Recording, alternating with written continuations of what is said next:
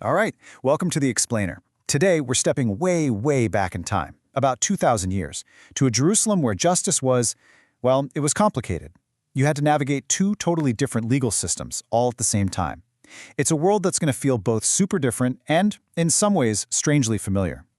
So, what really happened if you got accused of a crime back then? Seriously, forget everything you've seen in movies. There were no modern courthouses, no CSI-style detectives, no police force like we think of it. Justice in this ancient, crowded city was this fascinating, layered system caught between two huge, powerful forces. So let's dive in and see how it all really worked. Okay, so to get a handle on justice back then, you first have to ask who was in charge. And in first century Jerusalem, that answer was not simple. You basically had two powers working side by side, each with its own rulebook. And this right here, this slide really lays it all out for us. On one side, you had the Jewish Sanhedrin. Think of them as a council of elders and priests. They were in charge of all the religious and local stuff. Things like theft, small disputes, all based on the Torah. But, and this is the big but, always looming over them was Rome, represented by a prefect. And Rome held the ultimate trump card, the power over life and death. Okay, so what did all this actually mean for, a regular person accused of a crime? Let's walk through a few everyday examples to really see this two-part system in action. Let's picture it. A guy steals a cloak from a market stall. What happens next? Well, there are no detectives to call, no forensic reports to dust for. The entire case, from the accusation all the way to the conviction, hinged on one absolutely critical thing. You see, the whole point here wasn't about throwing someone in prison. It was all about restitution, making things right. To even bring a case, you needed at least two eyewitnesses. No, I think I saw him, it had to be concrete. If found guilty, the thief had to pay back the victim, sometimes even double. And if he couldn't pay, he'd basically work for the victim to pay off the debt. And get this, for a crime like this, Rome didn't care. They weren't involved at all. All right, case number 2. A fight breaks out in the street, somebody gets hurt. Just like with theft, this whole situation stays completely inside the Jewish legal system. It's handled by the local synagogue authorities.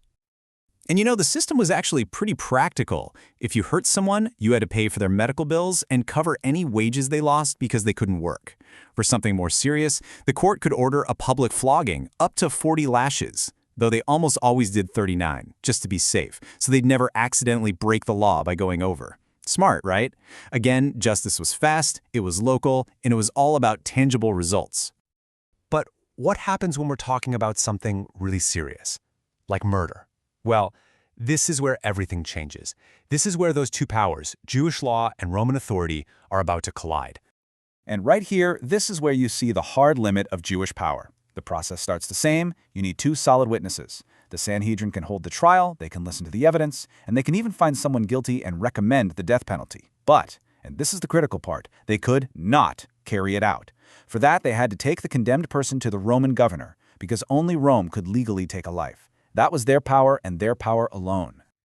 So why are we getting into all this legal nitty-gritty? Well, because this exact setup, this tension between local law and a giant empire, it's the very stage where some of the most famous stories in history play out. Okay, this is where it all clicks into place. Remember the story of the woman caught in adultery? The scribes say the law of Moses demands stoning, right?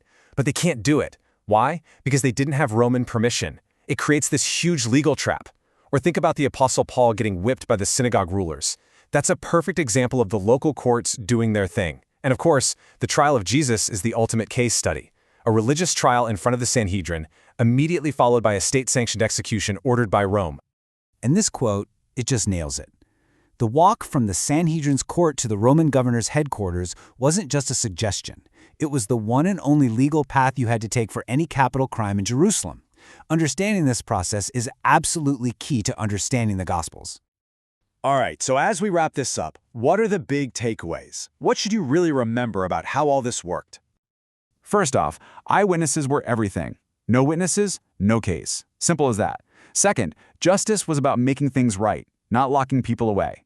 And finally, there was that bright, uncrossable line in the sand. Local courts handled local problems, but when it came to life and death, all roads led to Rome. It was this fascinating mix of ancient religious law and just pragmatic imperial rule, and it decided the fate of everyone from petty thieves to prophets. when you really get this legal background, it changes things. It shows that these incredible events didn't happen in some faraway mythical land.